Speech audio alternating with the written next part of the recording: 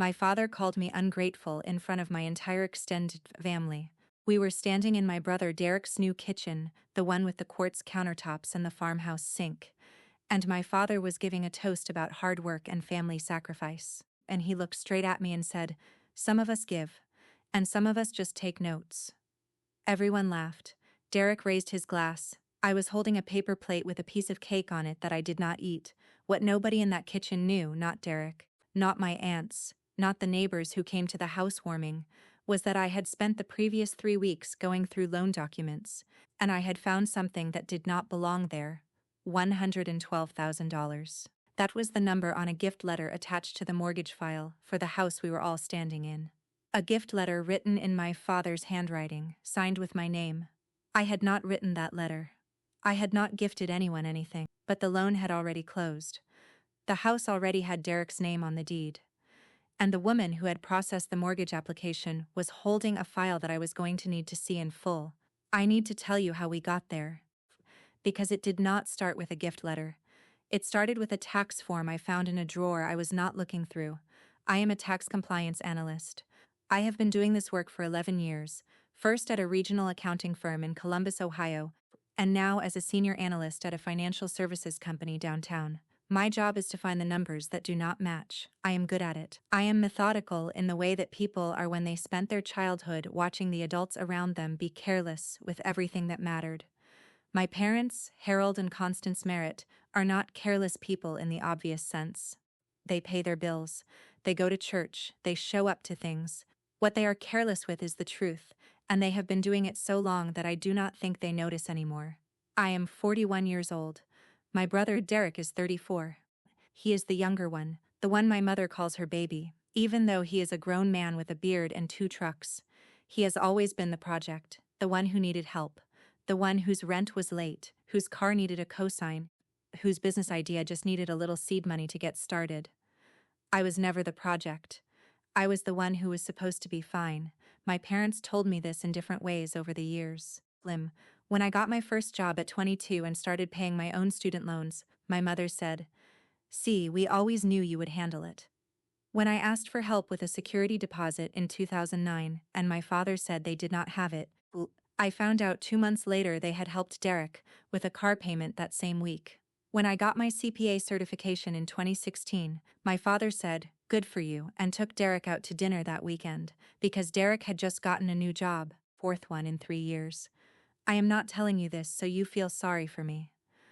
I am telling you so you understand that by the time I found the tax form in the drawer, I already knew something was wrong. I just did not know how wrong. I did.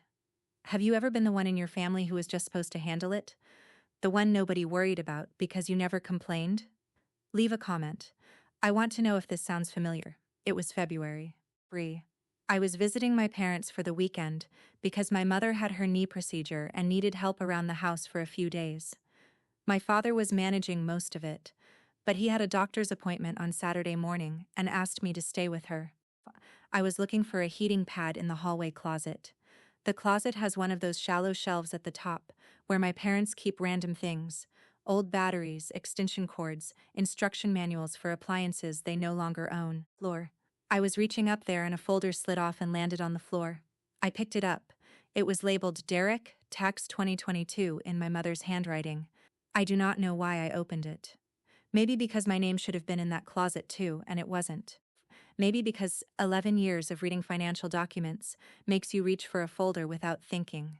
I opened it. Inside was a Form 1098, that is a mortgage interest statement. The document a lender sends when someone has paid interest on a home loan during the tax year. Derek's name was on it, the property address was on it. The lender was listed as Heartland Mortgage Group out of Dublin, Ohio. I had not known Derek had a mortgage. As far as my parents had told me, Derek was renting an apartment in Westerville. I put the folder back. I went and got my mother's heating pad. I sat with her for a few hours and I did not say anything about what I had found. But I took a photo of the form before I put the folder away. When I got home Sunday night, I looked up the property address on the Franklin County Auditor's website. It is a public record search. Anyone can do it. You type in the address and you can see the owner's name, the transfer history, and the sale price. The house had sold 14 months earlier. The sale price was $284,000.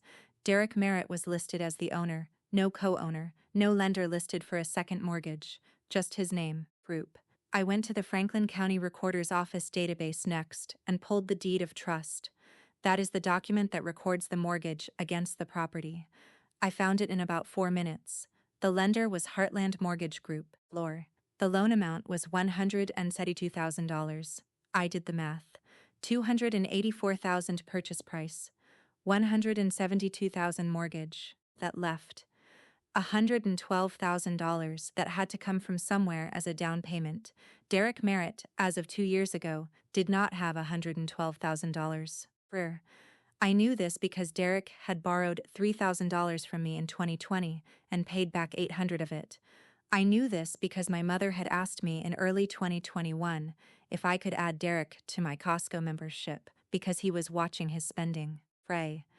I knew this because the same man who now owned a $284,000 house had called me 14 months before the purchase and asked if I knew anyone hiring. So where did the down payment come from? I went back to the Franklin County Recorder database and searched for any documents filed in connection with that property around the time of the sale. Deed of trust, owner's title insurance, and, there it was, a gift letter. A gift letter is a document used in mortgage applications to verify that money given toward a down payment is a gift and not a loan that would affect the borrower's debt-to-income ratio. Lenders require them, please. They have to be signed by both the person giving the gift and the person receiving it. I could not see the full text of the recorded gift letter through the public database, but I could see that one had been filed, and I could see that the donor name on the filing summary was listed as C. Merritt, Constance Merritt, my mother, or so I assumed. Subscribe. If you have ever had a gut feeling about a family financial situation and everyone around you told you to leave it alone, these stories are for the people who trusted the numbers instead. More coming every week. I spent the following 2 weeks being careful. I did not call my parents. I did not say anything to Derek. I made a list of what I knew and what I still needed to confirm, and I worked through it the way I would work through any compliance file at the office. What I knew: Derek owned a house. The down payment was approximately $112,000. A gift letter had been filed. The donor listed was C. Merritt. What I did not know: where the $112,000 had actually come from. Whether my mother had given it from her own savings or whether something else was going on. My parents are comfortable but not wealthy. My father retired from a union job in 2019. My mother worked part-time bookkeeping for a dental office until her knee got bad. They own their house outright, paid it off in 2014, and they have a modest retirement savings. I had helped them set up their accounts in 2018 and had a general sense of their financial picture. They did not have $112,000 sitting in savings that they could gift to Derek without it being a significant portion of everything they had. So I pulled their tax returns. I had prepared their federal and state returns for the past 6 years as a favor. I kept copies in my own records. I went through them looking at reported income, reported assets, any Schedule A deductions for mortgage interest, and any Form 709 gift tax returns, which is the form you are required to file when you gift someone more than the annual exclusion amount, which in 2022 was $16,000 per person. No 709 in any year I had filed for them, which meant either the gift had not been reported, which would be a problem with the IRS, or the money had not come from my parents in the way a normal gift would. I called a colleague at work named Yvette. She is a mortgage compliance specialist. I did not tell her it was about my family. I asked her, hypothetically, how a gift letter worked in a mortgage transaction, and whether the donor had to prove the funds came from their own account. She said yes. The lender requires bank statements from the donor showing the funds leaving their account, alongside the signed gift letter. The gift letter and the bank statements both go into the loan file. I asked if a loan file was public record. She said no, not unless you were a party to the transaction. I asked how someone could access a loan file if they believed their name had been used in it without their knowledge. There was a pause. She said, "That is a different question. Are you okay?" I said I was looking into something and would explain later. She gave me the name of a housing attorney she had worked with before. I called the attorney's office on a Thursday. Her name was Joanna Pratt, and she was based in Columbus. I made an appointment for the following week and brought everything I had: the county records printout, the deed of trust, the gift letter filing summary, my parents' tax returns for the past 6 years, and a 2-page memo I had written summarizing the timeline. Joanna read through the documents. She asked me a few questions. Then she said, "What makes you think your name is on the gift letter rather than your mother's?" I told her the initials on the filing summary were C. Merritt. My mother's name is Constance. My name is Celeste. She looked at the summary again. I said, "My mother goes by Connie. She has never, in my memory, gone by C. Merritt on a formal document. She signs things Constance." Joanna said she could subpoena the loan file from Heartland Mortgage Group if we had reason to believe my identity had been used without consent. She said the process would take time. She said I should not contact my parents or Derek until we had seen the loan file. I said I understood. The subpoena was filed 2 weeks later. While we waited, I kept going back to the same question. Even if my mother had given the money for him, even if it was legitimately her savings, where had $112,000 come from? I went back through their tax returns more carefully. In 2021, the year before the house purchase, my parents reported a total household income of $62,000, mostly from my father's pension and my mother's part-time bookkeeping. Their savings history grew, based on the account balances I had seen when I helped them set up their retirement accounts in 2018, was somewhere around $90,000 total between a money market account and a CD at First Midwestern Bank, $90,000 total. Bursing. They could not have given Derek $112,000 as a gift, without wiping out most of what they had, unless they had gotten money from somewhere else. I went back to the county recorder database and searched my parents' names instead of Derek's address.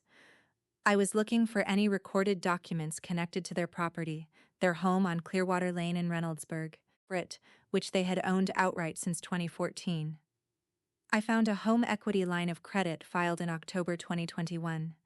3 months before Derek's house purchase, the line of credit was for $130,000, secured by their paid-off home, France. My parents had taken out a $130,000 loan against their house to fund my brother's down payment. That was not illegal on its own. That was their choice to make. But the gift letter, the document that said the money was a gift, not a loan, to satisfy the mortgage lender's requirements, that document had C. Merritt as the donor. And I had not signed anything. The loan file arrived at Joanna's office on a Wednesday. She called me that afternoon and asked me to come in the next morning. I drove to her office on Thursday and sat across from her desk. She had the file open in front of her. She did not make me wait. She said, "The gift letter in this size file is signed Celeste R. Merritt." I said, "That is my name." She said, "The signature does not match the signature on the documents you provided me." I said, "Because I did not sign it." She turned the gift letter around so I could see it. I looked at it for a long time. The signature was recognizable as an attempt at mine. Whoever had done it had seen my signature before, probably on documents in my parents' house, probably on the tax returns I had prepared and left with them.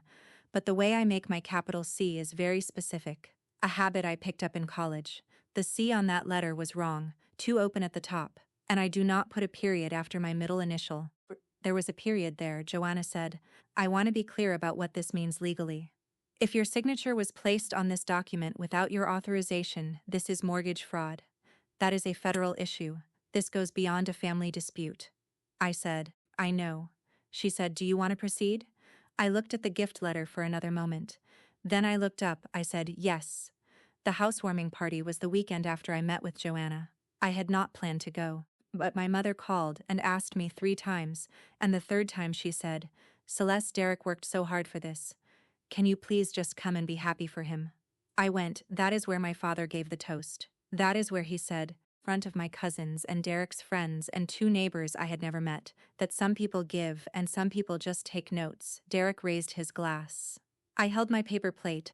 I did not say anything that day. I had been told by Joanna not to, not yet, but I looked around that kitchen, at the quartz countertops, the farmhouse sink, the new appliances still with the manufacturer stickers on them, and I thought about my parents' house on Clearwater Lane, and the $130,000 lien that was now sitting against it. And I thought about what happens when parents in their late 60s take out a home equity line of credit to fund a down payment for a son who has never held a job for more than 2 years.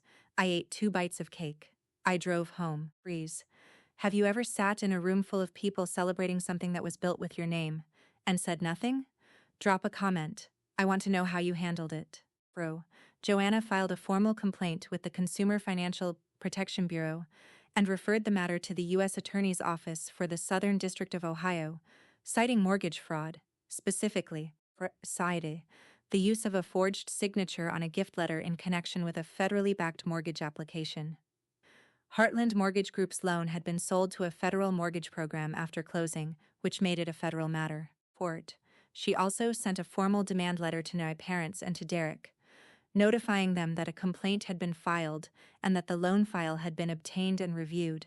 My mother called me 45 minutes after the letter arrived. She was crying before I picked up the phone. She said, "Celeste, why are you doing this to your brother?" I said, "Mom, my name is on a document I did not sign." She said, "You would have said no." I held the phone. I did not say anything for a few seconds. Then I said, "You are correct, I would have said no." She said, "He needed help. You always land on your feet. We just needed you to be the donor on paper. The money was ours." I said, "Using my name on a legal document without my consent is not a paperwork shortcut. It is fraud," she said. "You are going to send your father to prison over a house," I said. I am going to let the people whose job it is to review the situation do their jobs. That is all I am doing. She hung up. My father did not call. Derek did not call. The next communication I received was from their attorney, a man named Gerald, who sent a letter to Joanna, suggesting that the signing had been a miscommunication and offering to have the gift letter amended with a corrected donor name if I would agree to withdraw the complaint. Joanna sent back a 3-sentence response. The complaint had already been filed. The mortgage documents were already under federal review. We were not in a position to withdraw. The federal review took 4 months. During that time, several things happened. Heartland Mortgage Group flagged the loan for additional review based on the gift letter discrepancy. Because the loan had been sold into a federally backed pool, the servicing agency required a full audit of the original underwriting file. That audit found 2 additional issues beyond the gift letter. First, Derek's reported income on the original application was overstated by approximately $18,000 annually. Second, a letter of employment verification in the file, reportedly from a company called Merit Property Services, referenced a position that did not exist in any Ohio business registry. Merit Property Services was not a registered business in Ohio. It was not registered anywhere. The name on the employment verification letter was Harold Merritt, my father. He had written a letter verifying that Derek was employed by a company my father had not registered, and Derek had never worked for. The underwriting fraud finding triggered a mandatory referral to the Department of Housing and Urban Development's Office of Inspector General. At that point, it was no longer just Joanna's complaint. It was a federal audit. My parents hired a different attorney. Gerald, the first one, stepped back from the case. Derek hired his own attorney. I did not attend any of the proceedings. I had given my statement, provided the documents I had, and answered questions from the federal review team in a 2-hour recorded interview that Joanna sat in on. At one point during the interview, the reviewing agent asked me when I first became suspicious. I told him about the tax folder in the hallway closet, the heating pad. My mother's knee, he said. You noticed a 1098 form from your brother's mortgage in a closet where you did not expect to find it, and you took a photograph. I said yes, he said. And at that point, did you confront your family? I said no. He asked why not. I said because I did not have enough information yet, and because I have worked in financial compliance long enough to know that when you confront someone before you have the full picture, the documents disappear. He wrote something down. He nodded. He did not say anything else about it. The outcome took longer than I expected and was less dramatic than you might imagine. Derek did not go to prison. My father did not go to prison. What happened was this. Fraudulent. The federal review resulted in a determination that the mortgage had been obtained with fraudulent documentation. Heartland Mortgage Group, as the originating lender, was required to buy the loan back out of the federal pool. that triggered a full review of Heartland's underwriting practices for a 2-year period, which is a separate matter I am not fully informed about. For Derek, reason.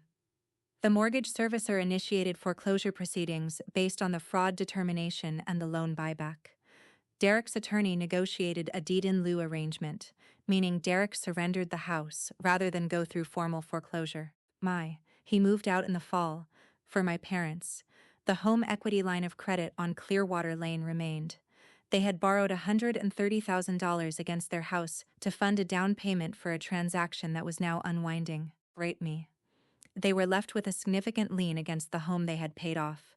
My father received a formal caution letter from the Federal Review Team regarding the employment verification letter. No criminal charges were filed, partly because my father's attorney argued he had not understood the legal weight of what he was signing. I do not know if that is true. I have thought about it more than once. My mother called me in November, Britt's team. It was the first time we had spoken since the spring. She said the house on Clearwater Lane was going on the market because they could not manage the equity line payments on their retirement income. She said, "I hope you know what you did to this family." Said, "I know what I found." She said, "You always had to be right." I said, "Mom, you used my name on a federal mortgage document. That is not about being right. That is about my name." She did not have a response to that. We have not spoken since. Run. Last thing, I want to tell you the part nobody asks about. People always want to know about the documents and the federal review, and whether Derek lost the house. They want the justice part, and I understand that. The justice part is satisfying. But the part I think about is the heating pad. I was looking for a heating pad because my mother had knee surgery and needed help. I drove 3 hours. I spent 2 days sleeping on their couch and making soup and helping her to the bathroom. And while I was doing that, the folder with my brother's mortgage statement was sitting on a shelf 10 feet away. They needed me there, and the whole time I was there, they were managing what they had done with my name. I have worked in compliance for 11 years. I understand that people make choices they do not think all the way through. I understand that parents sometimes love one child in a way that is not fair to the other. I understand that my father probably told himself it was just a signature, just a formality, that I would never know and it would not hurt me. What I cannot get past is that they knew I would have said no. They knew, and they did it anyway. My brother Derek has a storage unit now, where the kitchen stuff from the farmhouse sink house is packed up. My parents are selling the home they lived in for 31 years, because they borrowed against it for a transaction that collapsed. I did not cause any of that. I found a folder in a closet. I did my job. My father said in Derek's new kitchen that some people give and some people just take notes. He was more right than he knew. I had been taking notes for 3 weeks, and the notes were the only thing in that room that told the truth. If this story made you want to look at an old loan document, check whose name is on a savings account, or call a compliance attorney about something that never sat right with you, trust that feeling. Every fraud leaves a paper trail. It always has. If you know what it feels like to be the responsible one who still gets blamed, subscribe. These stories do not end with screaming. They end with paperwork, and the paperwork always wins.